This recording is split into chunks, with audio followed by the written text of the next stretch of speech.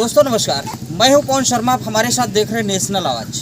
दोस्तों मैंने कुछ दिन पहले ग्राउंड सर्वे की रिपोर्ट में दिखाया था कि एक गांव को आवास विकास जबरिया खाली कराना चाहता है। खाली क्यों कराना चाहता है, उसका उद्देश्य है कि वो कन्वेंशन सेंटर का निर्माण करेगा। और मैंने ग्राउंड जीरो की रिपोर्ट में मैंने एक बात और आपको बताई थी कि गाँव के चारों तरफ हजारों बीघे की ज़मीन खाली है, लेकिन आवास विकास का कर्मचारी कोई भी अभी जो किसानों का जो धरना चल रहा है इस पर बातचीत करने के लिए नहीं आया, क्योंकि आवास विकास का रुख बिल्कुल स्पष्ट है। गांव को खाली कराएंगे और कन्वेंशन सेंटर बनाएंगे, लेकिन किसान भी अपनी मांग को मनवाने पर, अपनी मजबूरी को अपनी व्यथा बनाने के लिए धरने पर बैठे हुए हैं। किसानों का ये कहना है कि हम किसी भी स्थिति पे अपने गाँव को नहीं छोड़ेंगे।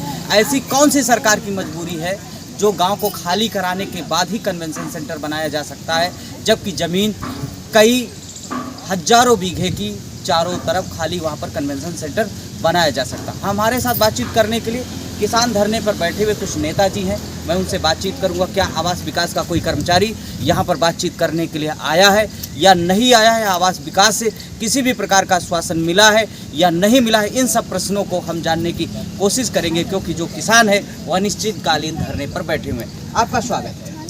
धन्यवाद। ये बताइए नाम क्या है? मेरा नाम रामलाल यादव है। मैं योजना प्रभारी, योजना सलाहकार हूँ इस योजना का। और आज मुझे 17 दिन हो गया है कि धरने बैठे हुए। शासन प्रशासन ने आज तक हम लोग सुध नहीं ली है और मुझे 28 मार्च को जाना था इनके यहाँ, लेकिन किन्हीं कारणों से हमारी मीटिंग स्थगित की गई। माननीय आवास आयुक्त ने बताया कि हमें नहीं मिलने है, तो आगे हमारी डेट लग गई 10 अप्रैल को। लेकिन आज तक प्रशासन हम लोग सुध लेने नहीं आया है और हम लोग दिन रात यही खाना बनाते हैं, यहीं सोते हैं, लेकिन प्रशासन आज आ रहा है, लेकिन कोई पूछने सुन नहीं आया किसानों की। केवल किसानों का आक्रोश इतना व्यक्त हो गया सरकार के खिलाफ कि अब कुछ हम कह नहीं सकते हैं, क्योंकि हमारी योजना की बहुत बड़ी समस्याएं हैं कि योजना में हम लोग साथ ठगी हुई है। 13 लाख रुपए बीघा दे करके और 5% जमीन का देने का आश्वासन दिया गया, लेकिन आज तक जब हम लोग अपनी मांगों मांग लेकर के 8 साल लड़ रहे हैं, लेकिन तभी शासन प्रशासन चेत नहीं रहा है। इसलिए हमारे अवध बिहार योजना के सारे गांव 8 गांव जमीनें गई हैं। इतना रोष है कि पूछे नहीं, कि हमारे यहाँ छोटे छोटे काश्तकार थे, छोटे किसान थे, उनके समरसेबल हैंडपम्प सब सूख गए हैं, यहाँ तक पानी नहीं पीने को है। लेकिन आज तक हमारा प्रशासन, आवास विकास सरकार ने किसी के यहाँ नहीं जाके गांव में देखा होगा कि किस किसान का पानी है, किसके किसान नहीं पानी है। भाई बहुत किसान हमारे बहुत गरीब आदमी हैं जिनके समरसेबल नहीं लगवाने क्षमता है, लेकिन आज वो प्यार से भूखे मर रहे हैं और इस तरीके से स्थिति बदतर हो गई है। लेकिन हमारा शासन प्रशासन आज तक सुन लेने नहीं तैयार है। लेकिन ये लड़ाई हम लोगों ने ठान ली है कि चाहे मुझे इस धरने पे 10 साल तक बैठना पड़े, लेकिन जो मेरे किसानों मांगे हैं वो मंगवा के ही मानेंगे, क्योंकि मेरे साथ कंधे कंधे हमारे घरों की महिलाएं भी आ रही हैं, क्योंकि इस सरकार से बहुत पीड़ित हैं अपनी आवाज़ उठाते उठाते। लेकिन आप लोगों ने ऐसा साहस दिया है कि आप लड़िए इस योजना में, हम लोग आपके साथ हैं। जब तक हम लोग मांगे पूरी नहीं होती हैं तब तक हम लोग धरने सड़ने काम नहीं करेंगे। और अगर प्रशासन, मुझे चेतावनी मिली है कि आप हो सकता है बीच में सांसद महोदय आ जाएं, माननीय विधायक महोदय आ जाएं, अगर आते हैं तब ठीक है, हमारी योजना सवाल पर आते हैं, हम लोग शासन साथ में। अगर नहीं आते हैं तो हम लोग 10 तारीख को मुख्यालय आवास आयुक्त को घेरने काम करेंगे। उसके बाद माननीय योगी जी का भी आवास घेरने काम करेंगे अपनी मांगों को लेकर के, चाहे कुछ भी हो, चाहे जेल भरना पड़े किसानों को। लेकिन अब हमारा किसान हटने वाला नहीं है। अपनी मांगों को जायज मांगे मेरी हैं, ऐसा नहीं कि हम उनसे गलत मंगवा रहे हैं, लेकिन प्रशासन हमें धोखा दे रहा है ये कह करके कि आपको हम दे रहे हैं। बाकी बीच में इन्होंने हमारे कुछ किसानों को जो 20 से 15% किसान बचे होंगे उनको 29.5 लाख देने काम किया है और बताते हैं आपको 5% रेट बढ़ा के दे दिए हैं, आपको 5% जमीन नहीं दी जाएगी।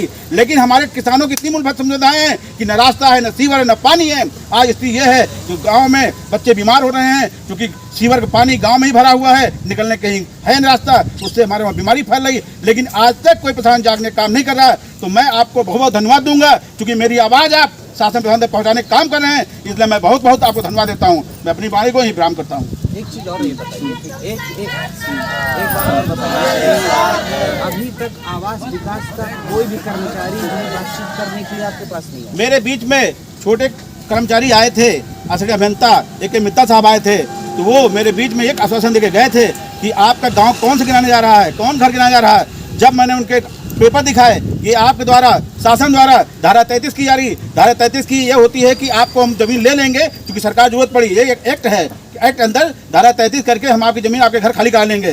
तो उनको हमने दिखाए कागज, तब उनकी बोलती बंद हो गई। उस तारीख से मेरे पास कोई शासन प्रशासन का जमीन वो क्यों ले लेंगे? वो जमीन इसलिए कि मुझे जरूरत है, सरकार जरूरत सब कुछ तो है भाई, खेती ले लिए हमें, आप हमारी ले लिए हैं, उसके बाद घर भी ले लोगे हमारा, ये कहाँ का न्याय है? ये कहाँ लिखा संविधान में? उसके बाद दोबारा आपका धरना तो काफ़ी लंबे समय से चल रहा है, दोबारा नहीं आया। नहीं, मेरे पास दोबारा कोई नहीं आया। 17 मार्च के बाद कोई नहीं आया। दोस्तों बातचीत कर रहे थे, धरने पे बैठे हुए राम मिलन जी बैठे हुए हैं, पूर्व प्रधान, और आपका कहना है कि जिस तरह से आवास विकास का कहना है कि धारा 33 के अंतर्गत हमें ज़मीन लेने का अधिकार है, प्रश्न वहीं पर बनता है आखिर कौन सी ज़मीन लेने का अधिकार है? क्या किसी का घर लेने का अधिकार है?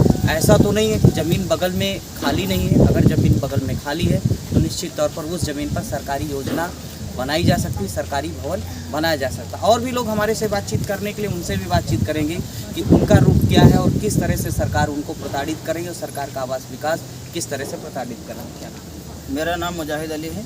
मुजाहिद अली जी बताइए क्या दिक्कत हो रही है? जब से आवास विकास आया यहाँ पे, तब से यहाँ क्षेत्र के किसानों की दिक्कतें कम होने का नाम नहीं ले रही हैं और दिन प्रतिदिन यहाँ की समस्याएं बढ़ती जा रही हैं। आवास विकास परिषद के द्वारा कोई भी निदान आज तक नहीं हुआ।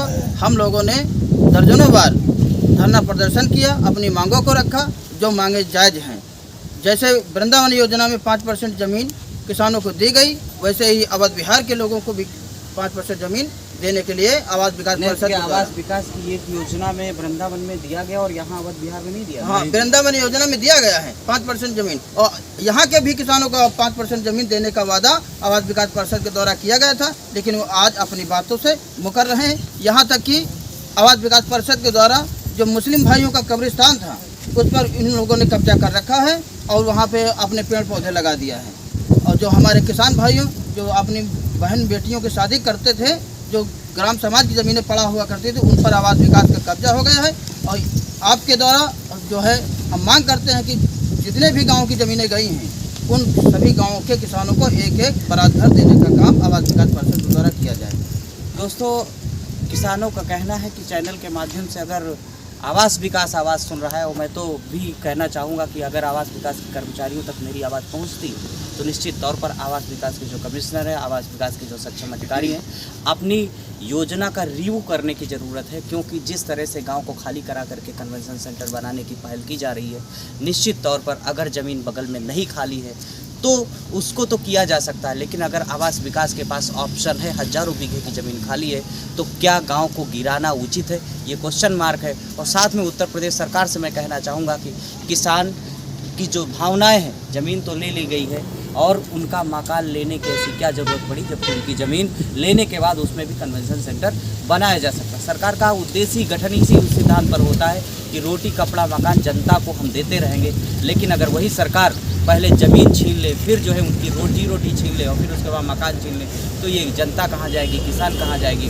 और फिर ऐसी सरकार किस काम की? जैसा कि किसानों का कहना है कि इस सरकार से त्रस्त है, तो निश्चित तौर पर उत्तर प्रदेश के मुख्यमंत्री योगी आदित्यनाथ जी तक अगर ये आवाज़ जाती है, पहुँच रही, तो उसको संज्ञान लेने की ज़रूरत है। और आवास विकास से मैं अनुरोध करूंगा, अपने चैनल के माध्यम से अनुरोध करूंगा कि इस योजना को पुनः रिव्यू करें। रिव्यू करने के बाद जो किसानों की दिक्कत है उनको दूर करने का उपाय किया जाए, क्योंकि किसान धरने पे बैठे हैं।